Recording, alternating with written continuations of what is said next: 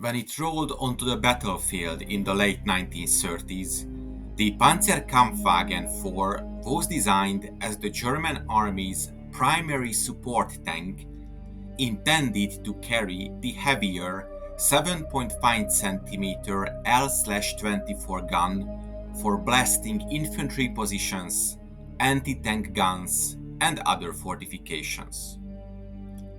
Unlike the lighter Panzer III, which was geared toward tank versus tank combat, the Panzer IV's role was to provide close fire support and flexibility in the armored spearheads of Germany's Blitzkrieg. With a robust chassis, strong suspension, and room for future upgrades, the Panzer IV would go on to become the backbone of Germany's armored forces throughout the war, evolving into numerous specialized variants. One of the more unusual and lesser-known adaptations of the Panzer IV chassis was the Brückenleger IV, a mobile bridge layer designed to overcome one of the oldest problems in military history: how to get heavy vehicles across obstacles quickly in the midst of combat. As early as February of 1939, the German army recognized the need for a mobile bridging solution that could keep pace with its fast-moving armored units. To this end, Krupp received an order to produce tank chassis suitable for conversion into bridge-laying vehicles. The engineering and bodywork for the bridging mechanism was undertaken by Magirus, a firm with experience in military vehicle adaptations. The base vehicle chosen was the Panzer IV Ausführung C or C version series chassis, which provided a balance of load capacity, mechanical reliability, and standardized parts. Instead of a turret and main gun, the Brückenleger IV carried a folding bridge mechanism mounted over the hull. War isn't won by numbers, it's won by tactics. Uncover the battlefield secrets of the German army in my new book series. Links in the description. This bridge was designed to be deployed quickly to span trenches, anti-tank ditches, or narrow water obstacles that would otherwise halt an armored advance.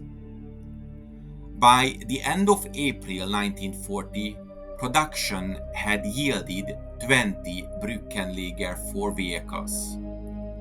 These were distributed to 5 panzer divisions, integrated into their pioneer units. Their presence allowed armored spearheads to maintain momentum, ensuring that gaps in terrain did not become choke points for advancing columns. The system, while mechanically sound, was not without limitations.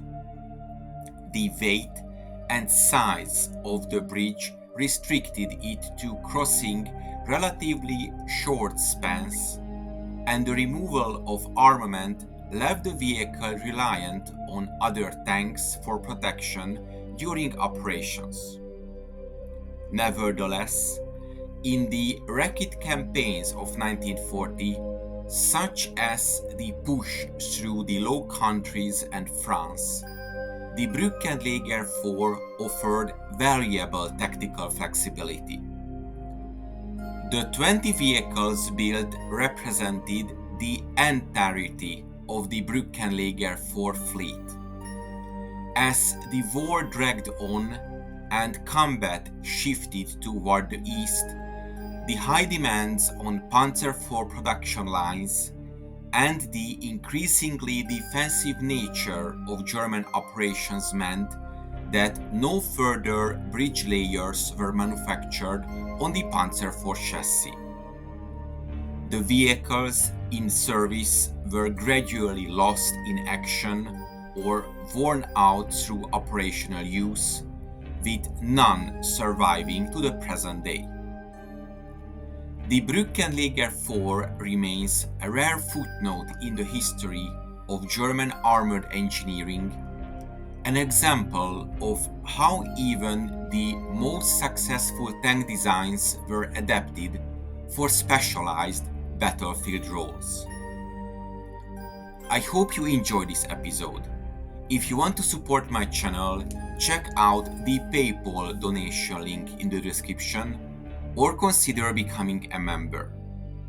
To make sure you don't miss my future work, subscribe to my channel please and press the bell notification button. Thank you for watching and see you in the next video.